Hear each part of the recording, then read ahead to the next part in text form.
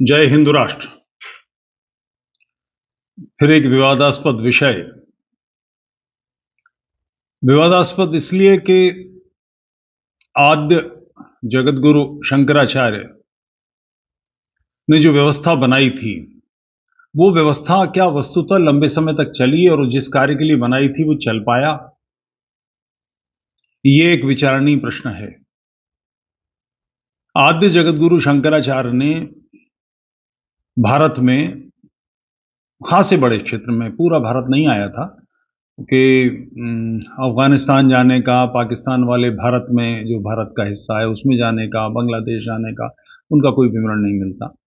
तो फिर भी उन्होंने बड़े पैमाने पर कार्य किया और जो उनकी दृष्टि में अवैदिक मत थे उनसे शास्त्रार्थ किया।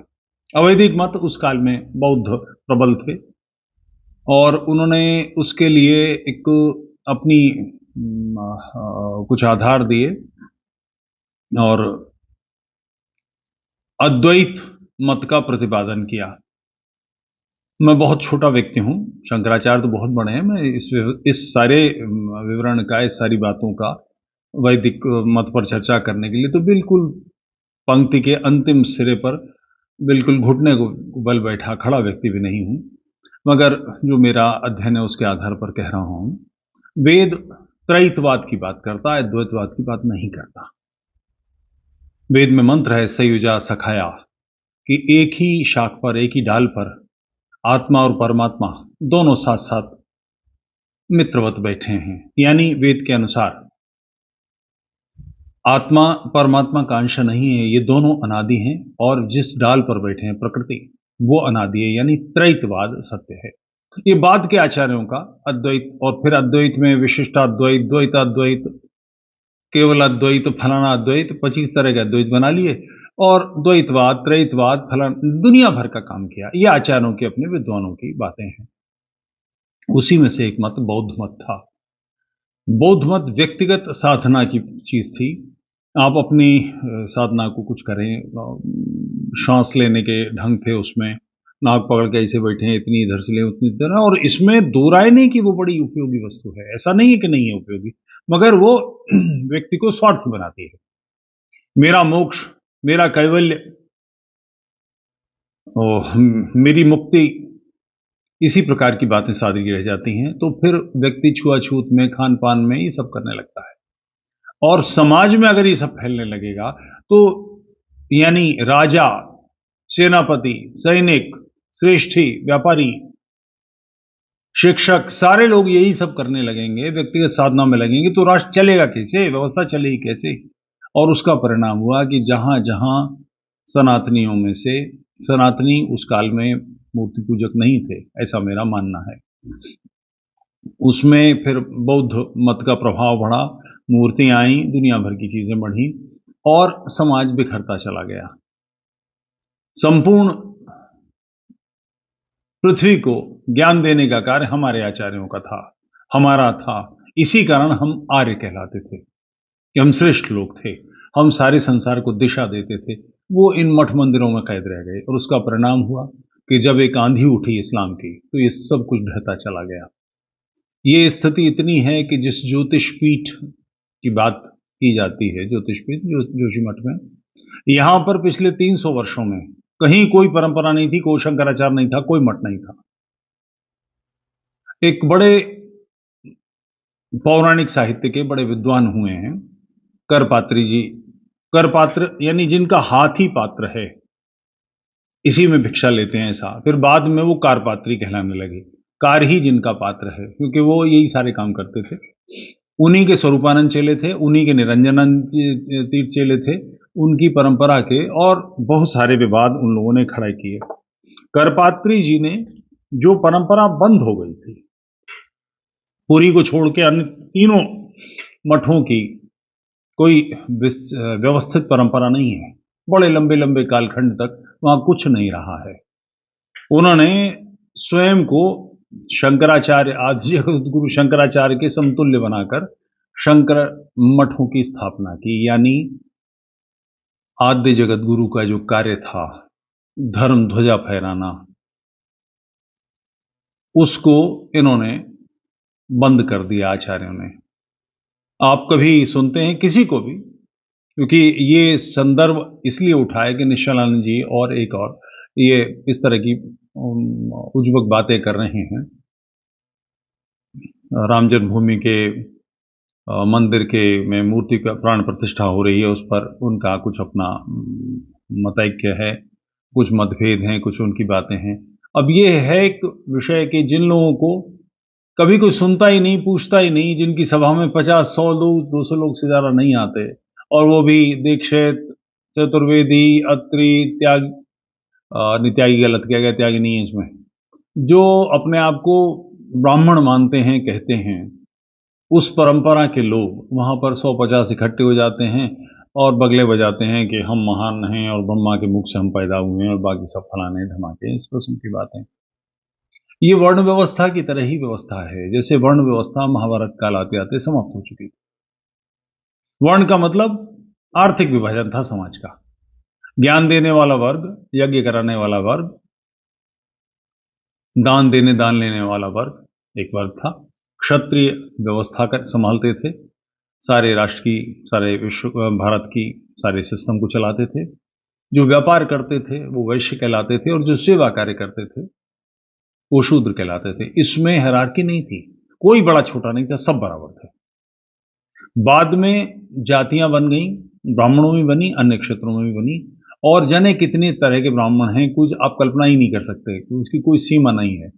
ब्राह्मण जाति भास्कर और ब्राह्मण जाति पारिस, क्या कुछ नाम भूल गया इस समय। मैं जातिवादी सोच से ही नहीं हूँ, मेरा स्वभाव नहीं, इसलिए मुझे ग्रंथों का नाम याद नहीं। उसमें इतनी तरह की बातें हैं, पंच द्रविड़, पंच गौड़ और शाकल द्वीपी और फलाने और ढमाके, जाने क्या क्या फैला रखा है। जन्मना बन गई ये सारी चीजें। नतीजा जिस कार्य के लिए बनी थी, ज्ञान देना, ज्ञान लेना, यज्ञ करना, यज्ञ कराना, दान देना, दान लेना, इसमें शायद अंतिम वाला रह गया है। विंध्यश्री पाठक जी ने जो ये सुलभ शौचालय बनाए हैं, इसमें 1 रुपए का दान लेते हैं शौच जाने के बाद में। जो वहां बाहर जाता आदमी वो 1 रुपए या 5 रुपए होगा शायद, अब मैं तो बहुत समय से गया नहीं। ये सब कार्य करने में लगे हैं। वो जो कार्य था वो समाप्त हो गया। वर्ण व्यवस्था जैसे समाप्त हुई, वैसे ही शांकर मत के लोग भी, सिस्टम समाप्त हो गए। उसके बाद उसमें वल्लभाचार्य, फलाने आचार्य, ढमाके आचार्य, दुनिया भर के लोग आ गए। ये व्यवस्था कालबाह्य हो गई। एकमात्र जो मठ की परंपरा चली है वो पुरी की है। आप कल्पना करें पुरी के शंकराचार्य और तुलना करें उनके आचार्य से, आचार्य शंकर से। ये परंपरा कहां, क्या उसने कार्य किया था और कहां जाकर ये मौन हुई है, क्या इसकी स्थिति आ गई है। मैं अब थोड़ा सा आपको जानकारियां देता हूं। करपात्री जी के संकेत पर एक एनजीओ बना, उसका जगत गुरु शंकराचार्य नाम रख दिया, और इन 4 पीठों के अलावा उन्होंने सुमेरु पीठ, फलाना पीठ, भानुपुरा और जाने क्या क्या पीठ बना दी। मुझे कोई कठिनाई नहीं, 40 जगह शंकराचार्य हूं, 400 जगह शंकराचार्य हूं, मैं किसी मुझे मत उसके पक्ष विरोध में नहीं हूं। मेरा केवल इतना कहना है कि शंकराचार्य ने जो कार्य किया था उस कार्य को आप कर रहे हैं कि नहीं। समाज की निष्ठा, समाज की एकता अगर टूटती आपके किसी कार्य से, तो निश्चित रूप से समाज विरोध करेगा, और समाज विरोध कर चुका, कालबाह्य हो चुके, समाप्त हो गई चीजें। करपात्री जी की चेले स्वरूपानंद, जिनको उनके मुंह पर, उनके पीठ पीछे कांग्रेस के शंकराचार्य थे। कांग्रेस के शंकराचार्य इसलिए कह रहा हूं, छत्र चवर छड़ी की बातें हो रही ना कि हमारा आसन कितना ऊंचा, हमारा फलाना कितना ऊंचा। स्वरूपानंद जी के कई वीडियो उपलब्ध हैं टीवी पर, जो हमारा सरकार का टीवी है, उस पर राजीव गांधी के बगल में एक ही सोफे पे बैठ के बात कर रहे हैं। वहां छत्र चवर नहीं। किसके पूत हैं? इनके पिता का नाम इंदिरा गांधी की मां का, पति का नाम कुछ ध्यान है किसी को? फिरोज गांधी के पुत्र हैं। ये खान पान का अनुशासन मानते हैं? मांसाहारी हैं, गौ मांस खाने वाले हैं, इंक्लूडिंग इंदिरा गांधी, इंक्लूडिंग राजीव गांधी, राहुल गांधी, ये सारे के सारे ऐसे हैं। उनके साथ बैठते हुए आपको नहीं सूझा कभी? और कैसे कैसे काम करें। कोई एक सज्जन कह रहे थे कि इन्होंने राम जन्मभूमि आंदोलन में सहयोग किया है। स्वरूपानंद जी ने मेरठ से 4 ईंटें लेकर अयोध्या की यात्रा की थी। 4 ईंटें ले गए थे, कांग्रेस की सरकार थी, वो ईंटें पता नहीं कहाँ गई, क्या हुआ। और जो इनके काम है वो मैं बताता हूँ। मेरठ के जो पुराने, मेरी उम्र के हैं, मुझसे बड़ी उम्र के हैं, वो लोग बता सकेंगे। मेरठ में इनके चेले चाटियों ने वैश्य विनाशिनी सभा बनाई थी। चेक करें, मेरठ के लोगों से पूछें, मैं गलत कह रहा हूं तो। और सबसे ज्यादा इनके पक्ष में जो समाज है, जो इनकी आरती उतारता है, जो इनके चेले बनता है, वो वैश्य समाज है। उसके प्रति इनके मन में भाव ये थे। काशी हिंदू विश्वविद्यालय जब बना रहे थे मालवीय जी, तो करपात्री जी ने उनको चुनौती दी थी और शास्त्रार्थ हुआ था। जयदयाल गोयनका जी का शास्त्रार्थ हुआ है ऋषिकेश में इनके साथ। और इनका कहना यह था कि केवल ब्राह्मण और क्षत्रिय बैठेंगे इस विद्यालय में शिक्षा के लिए, वैश्य पीछे बैठेंगे, और शूद्रों का तो प्रवेश ही वर्जित होना चाहिए। ये बड़े श्री विद्या के आचार्य थे और इन्हीं के साथियों में थे ब्रह्मानंद सरस्वती। उनके कई शिष्य थे, उनमें से महेश योगी बड़ा प्रमुख नाम है। आप भारत में इस समय बहुत जो अध्यात्म की दृष्टि से प्रतिष्ठित नाम हैं, 2 नाम हैं, जग्गी वासुदेव का और श्री श्री रविशंकर का। मैं साक्षी हूं, मैं अनुभव मुझे है श्री श्री रविशंकर का, मैं उनका शिष्य नहीं हूं। महेश योगी जी महेश के शिष्य हैं श्री श्री रविशंकर। अद्भुत अंतर जगत के अद्भुत ज्ञाता हैं, अद्भुत ज्ञाता हैं। महेश योगी जी को कभी भी कई बार बात आई उठी। वो चूंकि कायस्थ थे और इनके हिसाब से शूद्र थे। इस पुस्तकों में इसका वर्णन है कि 400 साल पहले ब्राह्मणों से ही कायस्था लग हुए हैं खान पान के कारण। उनको शूद्र घोषित कर दिया। वो शूद्र श्री विद्या का अद्भुत उपासक, अद्भुत ज्ञाता, उनके शिष्य श्री श्री रविशंकर। इस पूरी परंपरा को, और ऐसा नहीं कि विद्वानों का अभ्यास है कि वो अपनी मान्यता को रखें, दूसरे की मान्यता का खंडन करें, मगर इन सब लोगों ने, यही शंकराचार्य की चेले चाटी, इन लोगों ने ऐसे बहुत बुरे काम किए हैं। काशी में जो शास्त्रार्थ हुआ है ऋषि दयानंद का, उन ऋषि दयानंद संस्कृतज्ञ थे, वेदज्ञ थे। इनमें से कोई बनारस में इस लायक नहीं था, किसी के पास ना तो वेद का अध्ययन था ना कुछ था, अंड वंड बातें करते थे। उन पर पत्थर फेंकते थे, कंकरियां मारते थे, उनको बोलने नहीं देते थे और धुंधु मचाते। ओ हा, ये जो वितंडा आज फैला रहा है ये व्यक्ति, ये वितंडा इनकी परंपरा में है। चूंकि विद्वता जा चुकी, ज्ञान जा चुका, अपने पक्ष का मंडन, दूसरे का खंडन, ये समाप्त हो चुका। एक लठ है, उस पर कपड़ा लपेट रखा, उसको लिए लिए घूमते हैं और एक अजीबो गरीब सा होलिया बनाकर। कभी कल्पना की है कि जो शत्रु मानसिकता है हमारी, यानी इस्लाम, सुनिए, इसरार अहमद पाकिस्तान का है, ISRAR अहमद, उसकी विद्वता का अनुमान नहीं लगा सकते आप। विश्व के जिन विषयों पर वो बोल रहा है, धारा प्रवाह बोलता है 1.5 घंटा, बिल्कुल एक वाक्य भी, क्योंकि लिखने में तो आप करेक्शन कर सकते हैं, बदल सकते हैं, बोलने में तो आपको परफेक्ट होना पड़ता है। आपका ज्ञान अद्भुत होना चाहिए। अनूठा व्यक्ति है। ईसाई मत के लोगों को देखिए कैसे विद्वान हैं, और उनकी तुलना में ये लफंगे क्या कर रहे हैं। इनको कुछ भी अध्ययन नहीं है, बस शास्त्र के नाम पर क्या, जातिवाद, ब्राह्मणवाद, घोर ब्राह्मणवाद। और अच्छा, ब्राह्मणवाद फैलाइए। मैं पूछता हूं उनसे कि आपको, जो मैं जब बड़ा हो रहा था, छोटा था, समझिए 7वीं 8वीं का, हमारा जो किला है काशीपुर में, उसके बाहर थोड़ा सा स्पेस है, उसमें एक बैठते थे, जूता गांठते थे, हेता चमार, बहुत बढ़िया गाते थे। वो पता नहीं क्या पी लेते थे, सॉल्वेंट था या कुछ कच्ची शराब थी, वो पीते थे कभी कभी, और उसके बाद ठुमरी बड़ी जोर से मनुआ में उठत हिलो टाइप की कुछ बातें करते थे।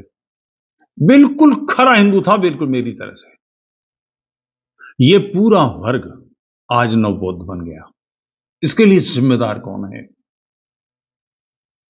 स्वयं विचार कीजिए मानसिकता कि दलितों को, शूद्रों को मंदिर आने का अधिकार नहीं है। इनको दूर से कलश देखकर हाथ जोड़ने चाहिए। किसी को इस बात से एतराज हो तो मैं आपसे निवेदन करता हूं, ये बात निश्चित है कि मंदिर में जाने से पहले किसी की जाति नहीं पूछी जाती। मैं जब छोटा था मैंने अपने परिवार में लोगों को कहते सुना है, मंदिर में फलाने में वो जो है किशोरिया का बेटा, हमारे यहाँ झाड़ू लगाती थी, टॉयलेट साफ करती थी किशोरिया, बहुत ही भली महिला थी, बहुत ही बढ़िया महिला थी, हम बिल्कुल दादी जैसी थी वो। हम जब छोटे छोटे थे तो वो सफाई करने आती थी, बिल्कुल दूर खड़ी होती आती थी हम लोगों को देख के। और उनका आज भी ऐसी स्थिति है, आज भी जो हमारे यहाँ काम करने आती हैं और बाथरूम्स की सफाई करने आती हैं, वो बताती हैं अपनी पीड़ा कि अन्य घरों में जब वो जाती हैं तो उनको दरवाजे पर पैसे रख दिए जाते हैं, वहां से उठा लो। अपने भाई के साथ ऐसी बेहूदगी। मैं जो बात कह रहा था, श्रीनाथ जी का जो मंदिर है नाथद्वारा में, नाथद्वारा में कई आचार्यों ने कार्य किया है कि शूद्रों को, दलितों को लेकर जाएंगे। दलितों का जाने का मतलब क्या है? आपके मंदिर में भक्त, आपके मंदिर में चढ़ावा चढ़ाने वाले लोग, आपके मंदिर में शीश नवाने वाले लोग बढ़ेंगे। आपका धंधा नहीं चौपट कर रहे। उन पर आक्रमण हुए, उन्हें मारा पीटा गया है, बाद में पुलिस की सुरक्षा में सब हुआ। और ये बात ठीक है कि कोई ढोल बजा के नहीं जाता, चुपके से जाके दर्शन कर ले, मगर क्यों? दलित हैं हम शूद्र हैं, और हम उसके बाद आ रहे हैं, नगाड़ा बजाते हुए आ रहे हैं। आप मना करने क्यों कर रहे हैं हमें? और अगर मना कर रहे हैं तो हम मंदिर जाएं क्यों?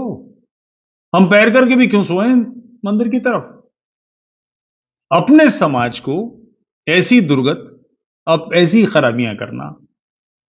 महर्षि महेश योगी की, मैं हरिद्वार में जब रहता था, मैंने एक आश्रम था वहां भीमगोड़ा में, वहां मैंने एक वीडियो सुना उनका, तकरीबन कोई 2 घंटे का, पौने 2 घंटे का होगा। जब महर्षि महेश योगी का वो वीडियो खत्म हुआ, तब मुझे ध्यान आया कि मैं जिस आसन में बैठा था, जैसे मेरे पैर मैंने रखे थे, उसमें एक बार भी मुझे इसका स्मरण नहीं रहा कि पैर थकने लगा है, पैर सो गया है, पैर बदलना है। बिल्कुल निस्तब्ध, अद्भुत विद्वान, अप्रतिम विद्वान। अंतर जगत के बारे में वो जो बोल रहे थे, बिल्कुल ज्ञान की गंगा बह रही थी। इनमें से कोई है इस योग्य जो ऐसा कर सके? ऐड़ी भैड़ी बातें करने के अलावा। ब्रह्म तेज इतना है, हम भस्म कर देंगे। जिन्होंने मंदिर तोड़े, जिन्होंने मस्जिदों की सीढ़ियों में, शौचालयों में मूर्तियां लगाई, उनके प्रति आपका ब्रह्म तेज जागृत नहीं होता? उस पे कोई काम नहीं होता? उसके खिलाफ आपके मुंह से कोई आवाज नहीं निकलती? चलिए अब दिखा दीजिए ब्रह्म तेज। नॉर्थ ईस्ट की जो 7 प्रोविंसेस हैं, 7 प्रांत हैं, 7 सिस्टर्स जो कहलाते हैं, असम, त्रिपुरा, मेघालय, मणिपुर, नागालैंड, मिजोरम इत्यादि, ईसाई धर्मांतरण बड़े तेजी से है। नागालैंड यूं ही थोड़ी नागालैंड बना है, मिजोरम की स्थिति ऐसी विकृत थोड़ी हुई है। अपना ब्रह्म तेज दिखाइए। ईसाई मिशनरीज को भस्म कीजिए, करके दिखाइए कुछ। केवल वाचाली और कुछ नहीं, केवल बोलना, तर्क से कोई बात नहीं कह सकते, उल्टी सीधी बातें करने के अलावा कुछ नहीं। महर्षि महेश योगी को इतना दुखी करा इन सारे कर्मों से, वो देश छोड़ के चले गए, विदेश में रहे। अजीबो गरीब। फिर एक बात, ये जो मानसिकता है पता नहीं कहां से पैदा हुई है कि शंकराचार्य का पद सर्वोच्च पद है। 8वीं शताब्दी में शंकराचार्य हुए हैं, 1200 वर्ष हुए हैं, तो सर्वोच्च तो कुछ भी नहीं हो सकता। उनसे पहले एक लंबी धारा चली आ रही काल की, कैसे वो बड़े बन सकते हैं? कैसे सब पर प्रभुत्व बना सकते हैं? फिर ये वैदिक त्रैतवाद से भिन्न है। मुझे इसमें कोई समस्या नहीं कि ये नया कुछ मत किसी ने चलाया हो, चलाएं। द्वैतवाद भी चलाया लोगों ने,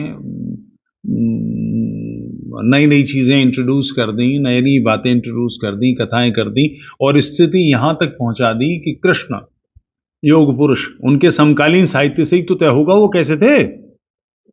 उसमें क्षेपक सही, मगर बात तो महाभारत की तो है, उनके समकालीन। उसमें तो कहीं गोपियां नहीं है, उसमें तो कहीं राधा नहीं है। ये कहां से जोड़ दी, कैसे आ गई? और ये केवल इतना नहीं है कि उनके साथ ऐसा कर दिया गया, होते होते विरल होते होते मतलब दूध में इतना पानी मिलाया गया सपरेटा बन गया। मैं आपको गीत सुनाता हूं, ब्रज में ये रसिया गाए जाते हैं ना मंदिरों में, उसमें से एक रसिया है, इकली घेर लई मधुबन में, श्याम तेने कैसी ठानी रे। एक गोपी प्रार्थना कर रही कि तूने मुझे मधुबन में अकेला घेर लिया, तूने क्या सोचा है? अब ये क्या ये कवि जिसने लिखा है ये क्या कह रहा है? मैं सूर को उधेड़ना नहीं चाहता, इसमें ऐसी ऐसी बातें निकल के आएंगी। सूर बाल कवि नहीं है, बहुत बहुत विचित्र बातें की हैं, कैसी कैसी बातें लिखी हैं। व्यक्तिगत चर्चा को, व्यक्तिगत अपने कलुष को इन महापुरुषों पर थोप दिया। हमारी परंपराएं कितनी खराब हो गई, और मुकाबला किससे? असरार अहमद की पलटन से। मुकाबला किससे? मोहम्मद की सुन्नतों से, कुरान से, हदीस से। और ऐसा नहीं है वो सफल नहीं हुआ, सारा मध्य एशिया हमसे छीन लिया, अफगानिस्तान ले लिया, पाकिस्तान ले लिया, बांग्लादेश ले लिया। हमारी क्या स्थिति है? हम इनसे निपट सकते हैं? क्योंकि हमारे तो आचार्य व्यक्तिगत दुकानदारी के अलावा कुछ कर ही नहीं रहे। समाज इन्हें छोड़ चुका है, कालबाह्य हो चुका है। मैं आप स्वयं जो लोग सुन रहे हैं और जो सुनेंगे इसको बाद में, आपको चारों मठों के नाम पता हैं? चारों मठों के शंकराचार्यों के नाम पता हैं? किसी को ध्यान है? ये संस्था बिल्कुल आउटडेटेड हो चुकी है, इसका पूरी तरह से पतन हो चुका है। और किस कारण? यही लोग जिम्मेदार हैं, इन्हीं का दायित्व है। ये बने किसके लिए थे? धर्म की रक्षा के लिए। ये जिसे भी धर्म समझते हैं उसकी रक्षा के लिए। उस काम को कभी करा है इन्होंने? ये कुंभों में बड़े बड़े कैंप लगाते हैं। मैं स्वयं प्रयाग में तो मैंने स्वरूपानंद को खुद देखा है, वो चलती थी उनकी गाड़ी, तो उसके आगे 12, 14, 15, 20 ऐसे घोड़े पुलिस के रहते थे, पीछे पुलिस के घोड़े रहते थे। वो कांग्रेस के शंकराचार्य थे, उनको उनके सामने उनके पीछे लोग चर्बी गोला कहते थे। शंकराचार्य की स्थिति ऐसी आ गई। कोई व्यक्ति ऐसा क्यों बोल रहा है? उसका कारण है कि आपका भक्त जो आपके चरणों में लेटकर प्रणाम करता है, दंडवत करता है, उसके प्रति दूर दूर करते हैं। और गौ मांस खाने वाले प्रधानमंत्री के साथ आप गलोइयां डालते हैं, एक ही सोफे बैठ जाते हैं, वहां आपका आसन नहीं लगता, वहां आपको छत्र चमर छड़ी नहीं सूझती। कहीं किसी व्यवस्था में, हिंदुओं की व्यवस्था में जाएंगे तो ऊंच नीच बताएंगे। मैं एक बात आपसे और कहना चाहूंगा, कई विद्वानों का बड़ा जिक्र है। एक उत्तराखंड में आजकल बड़ा एक धाम, कैंची धाम, बड़ा चर्चा में आ गया है। ये बात इसलिए कह रहा हूं कि मैंने किसी की अवमानना करनी, ऐसा नहीं है। बाबा का जिक्र है वहां, और उनको हनुमान का अवतार बताया जाता है। अयोध्या के रक्षक हनुमान जी बताए जाते हैं। जब बाबरी मस्जिद गिरी तो हनुमान जी ने हस्तक्षेप क्यों नहीं किया? जब राम जन्मभूमि का आंदोलन चल रहा था तो बाबा ने हस्तक्षेप क्यों नहीं किया? या किसी भी आचार्य ने हस्तक्षेप क्यों नहीं किया? ये सब काम करने के लिए संघ को सामने क्यों आना पड़ा?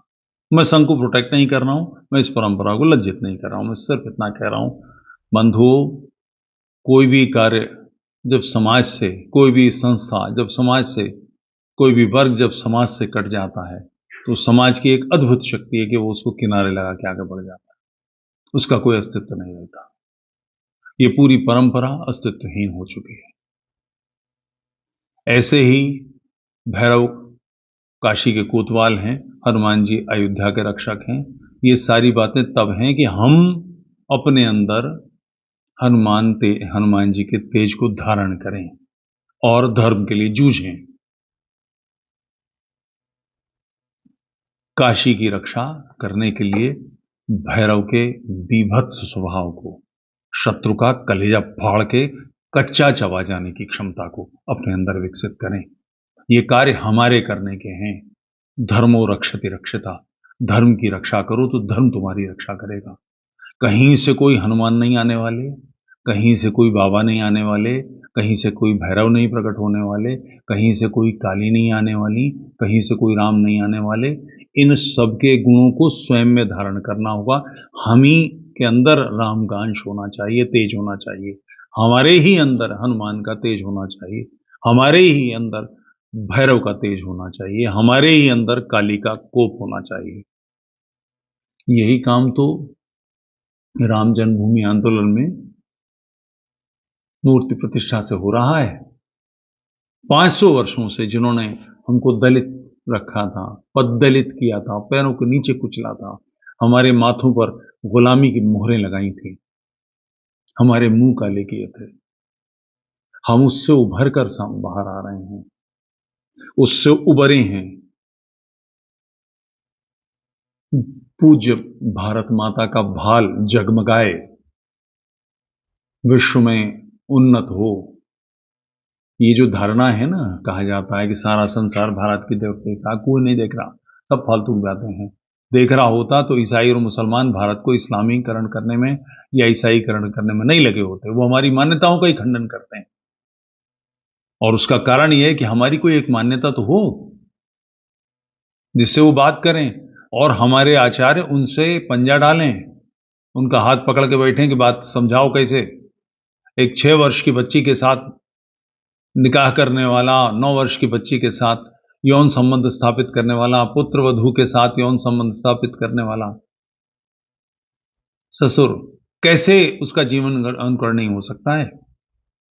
एक ऐसा व्यक्ति जिसके पिता का पता नहीं, जाने कैसे होली घोष उसमें घुस गया और क्या हुआ, और उससे वो प्रकट हो गया और उसने कुछ बातचीत फैलाई, और उसके बाद की परंपरा ने, उसके आचार्यों ने लोगों को मार मार के, सता सता के, पैगन कहते हैं वो मूर्ति पूजकों को, उन सब का संहार किया। सारे यूरोप को ऐसे ही नष्ट किया, पैगन्स को नष्ट कर दिए गए, सब मार दिए गए। ये बड़े बड़े जो चैपल्स हैं, ये सब के सब मूर्ति पूजकों के मंदिर थे। ऑस्ट्रेलिया के मूल निवासी पूरी तरह से नष्ट कर दिए गए, अमेरिका के मूल निवासी पूरी तरह से नष्ट कर दिए गए। ये मानसिकता थी ना कि हम ही सही हैं, बाकी गलत हैं, गलत लोगों का संहार करना है। तो इस मानसिकता से कोई पंजे डालेगा कि नहीं? मगर अगर ये गलत है, और ये निश्चित रूप से गलत है, तो आप मुझे बताएं कि एक ऋषि कामोत्तेजित हो गए एक अप्सरा को लेकर और स्खलित हो गए, तो उन्होंने अपना वीर्य एक दोने में रख दिया और वहां से द्रोण उत्पन्न हो गए। ऐसी बांगड़ू बनी की बातें, इन बातों को लिखी, इन ग्रंथों को, लिखी हुई बातों को साफ नहीं करेंगे। आप चाहते हैं, हम चाहते हैं, इस्लामी हदीसें छोड़ दें, कुरान में विश्वास छोड़ दें, सीरा को न माने, और हम ये मानते रहें, हम ये मानते रहें कि हनुमान जी ने सुबह सुबह सूर्य को मुंह भर लिया था, प्रात समय रवि भक्ष लियो तब तीनों लोग भये अंधियारो, कि सुबह सुबह सूर्य को मुंह भर लिया तो 3 लोगों में अंधियारा हो गया। एक जो 98 रुपए के साइज का दिखता है सूरज, जिसने ये रचना की है उसको सूर्य के बारे में ही जानकारी थी, इससे अधिक वो कुछ नहीं जानता था। इन ग्रंथों को कविता की तरह देखिए, कोई समस्या नहीं, कविता में अतिशयोक्ति होती है, मगर इन बातों को धर्म मान लेंगे, इन्हें धर्म ग्रंथ मान लेंगे। पढ़िए मानस, पता लग जाएगा आपको। शुद्ध जातिवादी ग्रंथ है। पूजिए विप्रशील गुणहीना, शूद्र न गुणगण ज्ञान प्रवीणा। ब्राह्मण का चाहे वो शील गुण से हीन हो, पूजन करो, सम्मान करो। शूद्र न गुणगण ज्ञान प्रवीणा, शूद्र का चाहे वो गुणी हो, ज्ञानवान हो, उसका सम्मान मत करो। ऐसी बातें जिस ग्रंथ में लिखी हैं उसी में ये भी है। बारात अयोध्या से गई थी ना मिथिला, महाराज राम, कृष्ण, लक्ष्मण और विश्वामित्र तो वहीं थे। बारात गई तो उसकी प्रशंसा में लिखते हैं तुलसीदास कि रसोई ऐसी बनी है कि इसकी महिमा वेद भी व्याख्यान नहीं कर सकते। अभी वेद रसोइयां हैं, ये जानकारी है तेरी? आप देखेंगे आज भी जो राम दरबार होता है, फोटो छपती है, उसमें दो बुड्ढे दिखाई देते हैं दाएं बाएं, और एक पे लिखा होता है ऋग्वेद, सामवेद, अथर्ववेद, यजुर्वेद। इस व्यक्ति को यह भी नहीं पता था कि वेद क्या है। इन बातों को धर्म बना रखा है हमने। इन्हीं की परंपरा के ध्वजवाहक, इन्हीं की पालकी उठाने वाले ये लोग हैं। ये आउटडेटेड हो चुकी है परंपरा, समाप्त हो चुकी है, इसका कोई महत्व नहीं है। समाज इससे दूर हो चुका है, कोई इसके पीछे नहीं जाता। और जिस समाज को सबसे ज्यादा ये कोसते थे, करपात्री जी जो बहस कर रहे हैं, तो उसमें यह है कि ब्राह्मण और क्षत्रिय तो बैठ के पढ़ें, वैश्य पीछे नीचे बैठेंगे काशी विश्वविद्यालय में, और वही करपात्री जी की सबसे ज्यादा आरती उतारते रहे। यही कलकत्ता का मारवाड़ी समाज और गुजराती समाज इनका भक्त था। इनको लगता था कि यही धर्म है। धर्म के पथ पर आइए, अगर तो कारण उसका विशेष है, इसे इग्नोर किया जा सकता है, नहीं बात करता मैं, ये भी संभव था, मगर बोलना इसलिए जरूरी है कि ये रेनेसां पीरियड है, संक्रमण का काल है। यहां से लंबी छलांग लगानी है हमें, और जो भारत को नष्ट करने पर आमादा मान्यताएं हैं, मानसिकता है, विचारधारा है, उसको समाप्त करना है। अगले 10 साल इसी कार्य में लगाने हैं।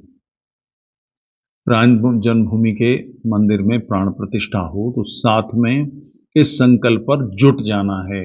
प्रत्येक राष्ट्रवादी को, प्रत्येक धर्मबंधु की जिम्मेदारी है 2 म्लेच्छों की शुद्धि, घर वापसी। अपना प्रत्येक, जितनी भी आपकी क्षमता है, आर्थिक रूप से सक्षम है, बौद्धिक रूप से सक्षम है, रचना कर सकते हैं, संगठन चला सकते हैं, इस काम में लग जाइए। 2 लोगों की घर वापसी। संख्या भारत की 140 करोड़ के आसपास है, इसमें 110 करोड़ किसी भी सूरत हम हैं। केवल 10% लोग, 11-12 करोड़ लोग इस काम में लग जाएं, ये लक्ष्य ले लें, 2 लोगों की शुद्धि, ये समस्या ऐसे समाप्त हो सकती है और इसका कोई विकल्प नहीं है। और इस मार्ग में सबसे बड़े रोड़े ये जातिवादी मानसिकता के लोग हैं, लठ लिए घूम रहे हैं और एंडी बेंडी बातें करते हैं, ये ऐसा होना चाहिए, वैसा होना चाहिए।